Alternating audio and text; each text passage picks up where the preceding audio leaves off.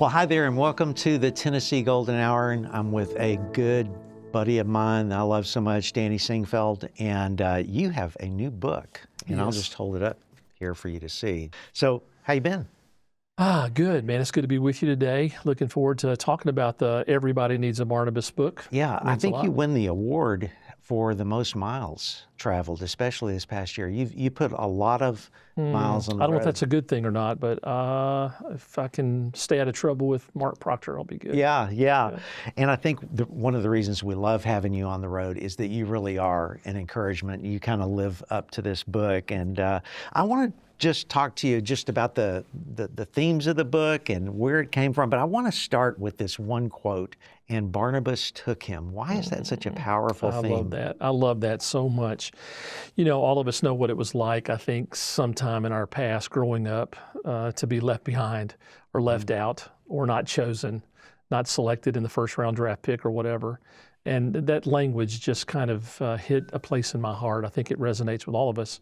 When Barnabas went to bat for Saul of Tarsus, what was known about Saul was not good, and his reputation was huge, as you know. But just the fact that Barnabas took that risk, that he took him and presented him to the apostles, he put his name on the line, he went to bat for him, all the things that an encourager would do. I love that so much. And I love the part of the book, something I had never even thought about, but you say it's not an exaggeration to say that Barnabas never wrote a single book in the Bible, but his fingerprints are traced all over the New Testament. Could you unpack that for me? Yeah, I love that. So when you think about a Barnabas person, a person who is behind the scenes, who's pushing other people out, I have to think about his influence. Right. So the idea of his fingerprints being on all these books of the Bible, and you think about his travel companions on the missionary journeys, certainly was Luke, who gave us not only the Gospel of Luke, but the book of Acts.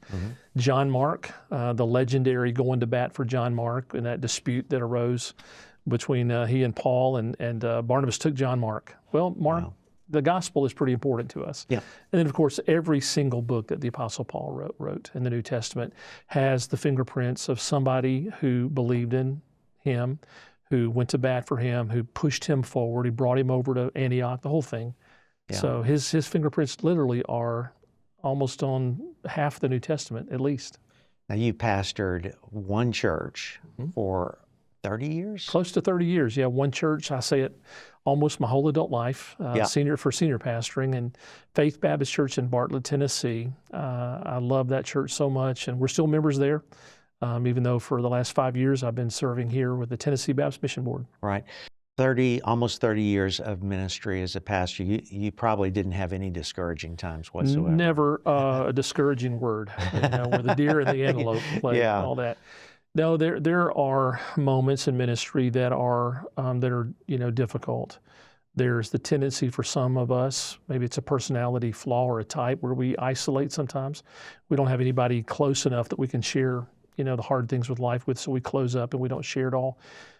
Discouragement and depression is a thing in ministry. As we talk to pastors through our work here with the mission board, it's a pretty common thread. Guys feel alone, and they wonder, if anybody even knows their name. Yeah. And so that's been something that I've learned in the pastorate that I can pick up on pretty quick when I'm talking to a brother, and we try to address that. I was wondering if maybe you would want to share a time of discouragement in your ministry. I would be pretty raw and vulnerable at this point, if that's okay with the listeners. Sure. I think that. For me, I was facing not only a growing church with pressures that come through that, and trying to figure out what to do next. I would often tell our people, if you only knew how little I know about what to do next, you'd pray more. But that was going on. Our church was growing from 200 members to 2,000 to 3,000. It just was crazy. Adding staff, adding buildings, those kind of things. And at the same time, the enemy was after my family. I have 3 sons. My oldest son started going through some real painful decisions that were very hard for our family. Yeah. And man, I felt like I didn't have anybody that I could talk to or that I should talk to. Right. Because of the nature, of the work that we do. So there was here's what we know. When the Lord's working in our churches, the enemy is also at work. And part of that is to isolate us and to discourage the brethren, and that happens often. Right. You mentioned in the book the idea of churches that give people away. Yeah. Talk to me about why that's so important. Yeah, so the premise for me has always been to be careful to not be guilty of building our own personal empire. That we're to advance the kingdom, His kingdom. The church doesn't belong to us, it belongs to the Lord. It's His bride. So one of the things that we realized, and this is kind of the foundation of that thought, our church was located 3 miles from the largest Southern Baptist church in Tennessee, Bellevue Baptist Church. We were right there. We were literally 3 miles from Dr. Adrian Rogers and Bellevue and all that. So we realized we were never going to be the biggest church, but we could be a kingdom church. And part of that meant that we responded to needs of other churches that were struggling in the city of Memphis. So many churches were, going through some decline and difficulty trying to stay afloat, whatever. Right. And one pastor asked me one time, he said, "Hey, could you send some people over to come and help us?" And I thought, yes, we can. Yes, we should. And I just mentioned it to our church family on a Sunday morning and asked if someone wanted to leave. And about 25 or 30 of them volunteered to leave. And I thought, this is not going well. But our church in some ways became legendary as the church that gives people away. And other people began to join because of that spirit. Yeah. It's crazy. So I have to say, as a 62-year-old guy, I realized I read the book Halftime many years ago, back when I was around halftime. Yep. But now I'm in the fourth quarter. Mm-hmm. And for senior adults, this was a powerful book because it really encouraged me to encourage others. How can senior adults take this idea and this message and pour into the next generation? So our senior adult population in our church have the wisdom and the life experiences and the discernment in some ways to be able to recognize potential in other people. Mm-hmm. And they're the ones that can put their arm around a young man or a young woman and say, "Hey, have you ever thought about serving as a missionary? Have you ever thought about serving in this ministry or whatever?" Yeah. So they can do that. But also there's a whole section in the book that I talked about. It's never too late to get in the game. And it was born out of some personal stories that came out of our church that I saw that were so vivid and so graphic. A senior adult lady named Miss Nina was burdened that she had never personally led anybody to Jesus. And she wondered how, in her lifetime could that ever happen. How old? She was probably in her mid-70s. Wow. Yep. And she lived another 10 or 12 years. But she got so involved in our prison ministry, led several men to Christ, went on a Brazil trip, a mission trip to Brazil, led a whole army of people to Christ. It was unbelievable. But she just had that spirit about her. But she wanted to be used in that sort of way. And I've learned, and we all know this, that the Lord's looking for people that are willing and who have a desire. And she got in the game, and she was I'm still telling her story because she's a Barnabas. She's encouraging people. That's great. We will never see a revival in our churches or in our land by offering God our leftover. Our leftovers. So I think when you think about the story of Barnabas, he understood about leading people to give their very best. The image of that, of course, the illustration is when the church at Antioch laid hands on Saul and Barnabas and sent them away. They gave away their very best. Mm-hmm. So in contrast, in Malachi chapter 1, when God's people were guilty of giving their blind and their lame and their leftovers, and I just think we need to revisit that God really not only desires our very best, He deserves it. Yeah. He deserves our best energy, our best resources, the first fruits, and that we need a revival of that mindset. Yeah. And I just tell pastors, this book is just full of zingers, things that you can use in the pulpit. One of them is this, and I just love this. Movement creates friction, and with friction comes heat. And so there's actually a kind of conflict that we need to have more of. I think it was more of a word of caution that when you start living this out, when you start giving people away or start pushing people into leadership, there can be some tension. Again, the enemy loves to create division and the friction and the heat and all that. So ministry's never been about taking the easy road. Mm-hmm. It's always about taking a risk. And when we take risks, sometimes, there are bumps along the way. And so that may have been a subtle way for me to give a little word of caution to the reader. Right. So Also, you talk about the fact that a wound can become a blessing, and really this Yes. comes to faith's origin story, It the does. church. Could you share Mhm. that? I love sharing the faith story because it's not uncommon that a lot of our partner churches, a lot of our churches in our communities started with a wound. It might have been a split, a family got mad or whatever. And that's really what happened at Faith Baptist in Bartlett. And I tell the story, not only that, the wound happened and it is what it is. People left the church. They started a new church, but then those churches were able to get back together, and God brought some healing about Wow. there. And I remember the first movement in that direction was a Thanksgiving community service where the church that Faith was formed out of and Faith Baptist got together, and we had a community service. And some of the people at our church thought they would never be invited back, but they were. Wow. And it was a beautiful healing time. And I just think that, in those kind of moments, that kind of gives the enemy a black eye. Yeah. And the Lord is honored when churches, see the wound became a blessing. And the really interesting thing about that is it goes back to the biblical narrative, because Yes. we find Paul at the end of his life Yes. reaching back out to, Where is John Mark? Yeah. I need him. yeah, Tell him to come see me. I love that. Come on, man. That's just beautiful. That's great. Another thing I wanted to ask you, because I know this is your heart. Well, let me ask you this question. I'll ask you another question. The first question is, you approach 30 years in ministry as a pastor, and then you decide to take this turn toward the Tennessee Baptist Mission Board and pouring into the lives of pastors. And so I wonder if you could walk me through that decision. It's always been a part of what I love to do. Even while I was pastoring, I always loved to be around other pastors, and I made, time to meet with and encourage pastors as I could. But when the opportunity came to do this, like for the next season of ministry, it was a big yes for me on the table, that God would give me the privilege of working with our team here, the Tennessee Baptist Mission Board, and to do this every day, to get up every day and think about who can I go visit, who can I call, who can I go see, how can I, encourage some brothers today.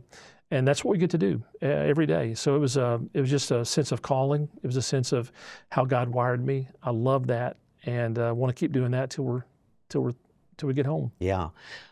Another part of our ministry that we see all the time, and I can talk about this because, like I said, I'm in my 60s now, but we do have a lot of pastors who are over 60. Yeah. We see them reaching the sunset of their ministry, and I was wondering what we're doing here at the Tennessee Baptist Mission Board. And I don't know the statistics like you do, but I know that's the fact, that we do have a lot of older pastors. Yes. Is there anything that we're doing?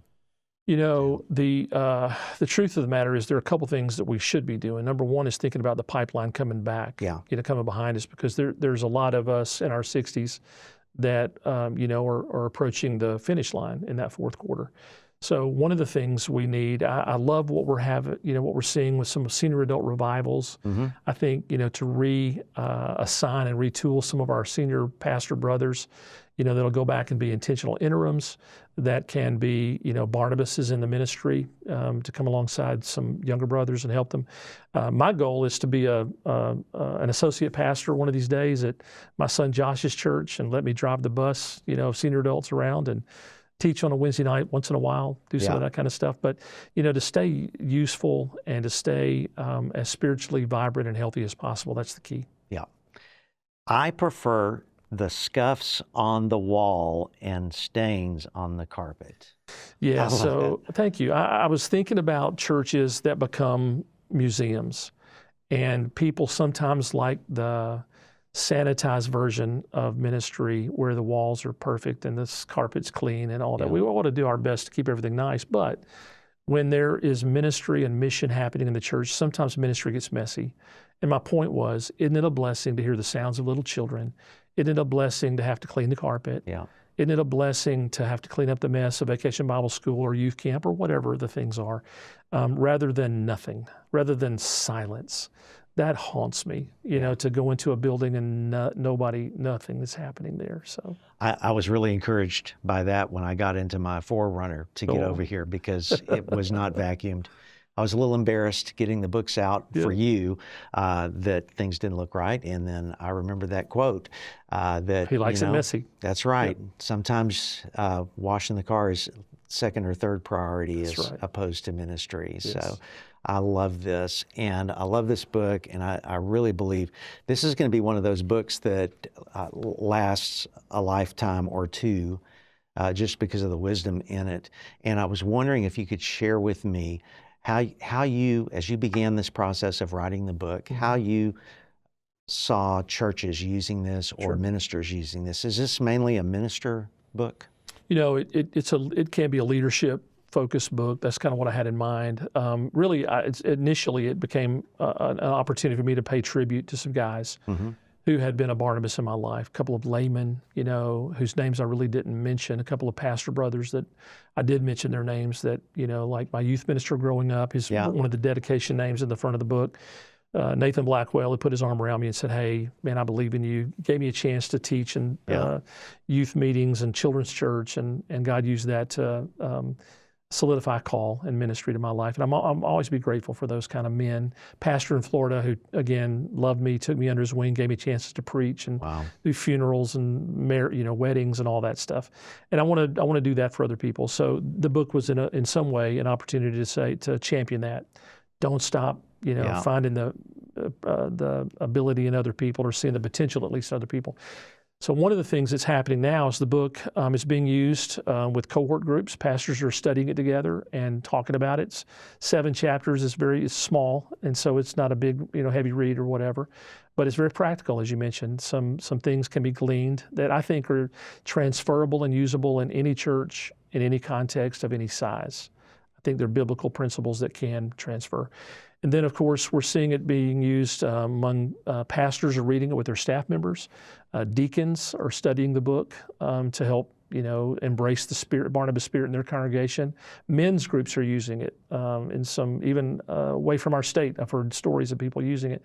So we're hopeful that God can continue to spread the story of Barnabas out, because it is a story that's worthy. And honestly, Matt, there's not a lot written about Barnabas. There's a few small things, but here's a guy whose life impacted and still is impacting so many people that I felt like it needed a little more print, a little more ink on it. That's great. As you were talking about yours, I just started thinking about this minister of music, Philip Willis, in Baton Rouge, where I was growing up. And my dad was an evangelist, and so he was gone like most of the time.